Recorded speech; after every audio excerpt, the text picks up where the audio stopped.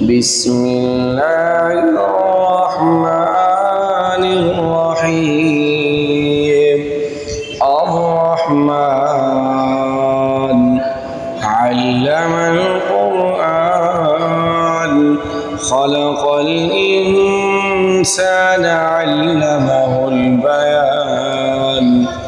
الشمس والقمر بحسبان والنجم والشجر يسجدان والسماء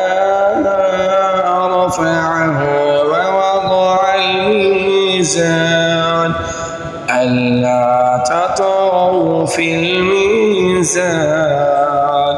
وأقيموا الوزن بالقسط ولا تخسروا الميزان